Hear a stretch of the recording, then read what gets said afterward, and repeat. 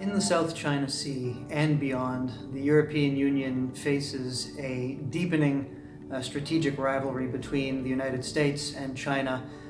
in which it is a significant player, but which it cannot entirely shape according to its own desires.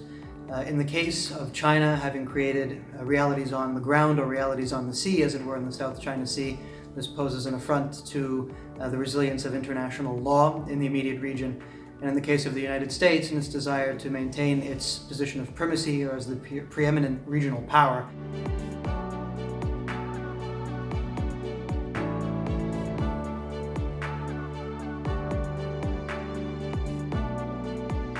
This threatens a deepening security dilemma between the United States and China that will make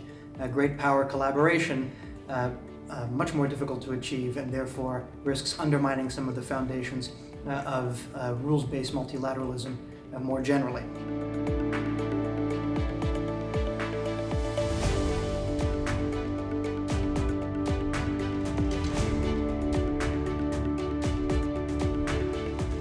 The EU has responded to this situation through a variety of measures, insisting on respect for international law in the South China Sea, calling out China more vociferously for its incursions over recent years, and deepening relations with ASEAN and other regional actors through a series of economic and digital and other forms of partnerships. And there's also been a significant development in that the EU, of course, has put forward its Indo-Pacific strategy, a significant development, of course, at the European level to have a coherent strategy among member states and among EU institutions to address the entire wider region, and by expanding the playing field as well from the South China Sea region, in which the EU is less of a player compared to the United States and China, into a wider, more multipolar Indo-Pacific space in which the EU could conceivably play a role in shaping the rules.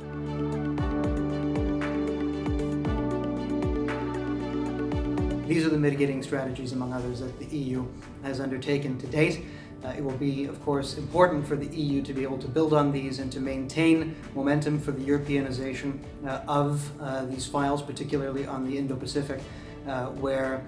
different member states have not always